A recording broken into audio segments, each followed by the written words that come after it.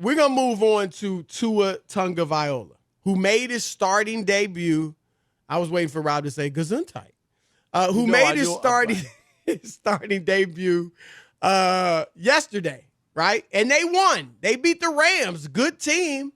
Good win, 28-17. But Tua didn't have to do much. I mean, his defense was tremendous. Didn't they? They got a pick six. Yep. There was a punt return, 88-yard punt return. So Tua didn't have to do anything. Not a touchdown, but they got other turnovers that put him in scoring position and all that. So he actually ended up passing for just 97 yards, I think it was. 93. 12 for 22, right. 93 yards. One touchdown, no picks. So it's hard to get a read on him. The touchdown pass he threw was nice. I mean, it wasn't incredible, but it was a nice throw. The guy actually was interfered on the catch.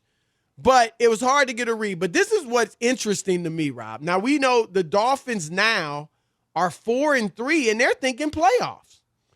And Adam Schefter of ESPN reported a few days ago that part of the reason, because you remember the big stink, Ryan Fitzpatrick's upset, he's heartbroken, he's hurt, that he's no longer the starter. They had won 2 straight games with him starting the last 2 games, and he was upset that he lost his job. And the story that came out through Adam Schefter was that a big part of the decision to go to Tua was that the Dolphins have the Houston Texans first and second round picks this year. Obviously, Houston, I think they got 1 win. So it could be the number 1 pick for all we know. I don't think they'll be that bad, but it certainly could be a top 5 pick. So they want to find out what Tua is for 2 reasons. One, to see, should we draft a receiver, a lineman, whatever we need, because Tua's this type of player. Or even, Rob, is Tua our guy? What if he really struggles over these last 10 games? Then, and you got a chance to get a Justin Fields, a Trey Lance from North Dakota State. Heck, maybe somehow you're even in the Trevor Lawrence, sweepstakes. So that is what they want to find out. And there are some people, Rob, crying foul, saying, hey, Ryan Fitzpatrick at this stage is better. You were rolling. You had won 2 straight. Fitzpatrick had thrown 3 touchdowns in each of his last 2 games. You should have stuck with him. Where are you at on this? I'm confused. Ryan Fitzpatrick, we've seen the act, Chris. How many teams has he been on? 8? He's a journeyman. He's a journeyman. Come on, man. Stop with the Ryan Fitzpatrick. Stop. Because as soon as it goes south, Chris, as it always does. And it was going south, yes. Yes, it was going south. Here's when it would have went south, Rob. When people would have really started thinking, similar to Nick Foles, start thinking, the Dolphins got a little something going. The Dolphins are going to make the playoffs. That's when it would have went south. And Ryan Fitzpatrick would have went south. I'm with Rob on this. I mean, come on. And here's the thing. Let's just play along. Let's just have some fun. Let's say Ryan Fitzpatrick played great, Rob, the whole year. I mean, you're not winning a Super Bowl, right? So stop with that madness. He's not your guy. He's 38 years old. 37. He'll be 38 in November 24th. He's not your future. I agree with the Dolphins, and I don't know if it was Brian. Look, Rob Woodson brought up, was that the coach? Was that the owner? And it may not have been the coach, Brian Flores, because Brian Flores is probably like, yo, I want to make the playoffs. We get it. Coaches want that.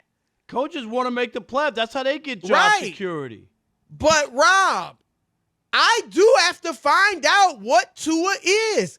And I'll tell you, if he hasn't looked that impressive in practice, if he hasn't lit it up, and remember, an anonymous player said when they made the change that he hasn't lit it up, that Fitzpatrick is better at this point. And then, of course, as the game approached and Tua was the starter, they said, he's looked great in practice. So who knows what he's looked like, right? You already know, right. But if he's looked bad, if I'm sitting there in practice and I'm like, man, he's not looking like we expected. You haven't made your decision on him yet, but you're like, you know what? He got a long way to go. Then yes, I'm throwing him in there and saying, let me see what this dude can do. If it costs me the playoffs this year, so be it. But I got to know, do I have my franchise quarterback or do I need to go get another one? Am I wrong, Rob? No, not if you have a chance to take a look at him, which you should. I just don't think you're going anywhere with a 38-year-old. I just not with the guy and his track record. So why are you building up this straw house, Chris, waiting for the big bad wolf to come? Do you know what I mean? Yes. Like that's what you're doing. You're building yourself up so that when things collapse, then people go, another Dolphin season wasted, right? On a 38-year-old who's been all over the league. Come on. At some point, that can't be the plan. It just can't be. I agree. And look, all love to Ryan Fitzpatrick. He was playing fairly well, but look, we know what you are. You know what you are. And you're not the future of the Miami Dolphins. You were brought in to mentor Tua. And so everybody's we got to find out what this kid is. We do. Because Rob, we see it in Cincinnati with Joe Burrow. We see it in L.A. with Justin Herbert. When you get that young guy, it's going to be, you're going to have good times ahead. And you have to find out, is Tua the guy, or can I get a Trevor Lawrence? Or can I get a Justin Fields or someone else? So I'm all with the Dolphins. And heck, they got a great defense. They actually, as Rod said, they're first in the league in scoring defense. So if Tua just doesn't, wet the bed, they might be able to continue winning and maybe have a shot at the playoffs. All right, are the Dolphins doing the right thing by starting Tua the rest of the way? Let's get to him, Rob. All right, let's do it. Brandon in Dallas, you're on the Odd Couple Fox Sports Radio. What's up, Brandon? Hey, what's up, Chris? What's up, Rob? Nice to talk to y'all today on this Monday. And what's up, DJ Alex? I love the Missy Elliott tonight. Yeah, my guy. They said that I don't play enough on here, so I got to keep digging, I guess. I'm loving it. But, hey, the Dolphins are absolutely doing the right thing. The only question is, when do you bring him in?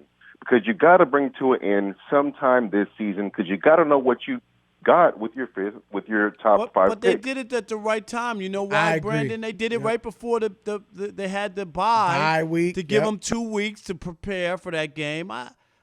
I'm sorry, I'm not. And one of those games that Fitzpatrick, he beats the Jets one game. That's going to make you change your plans, Chris, because he beat the Jets. Do you know what I'm saying? I totally if he would have beat the Chiefs the game before, maybe I would rethink it.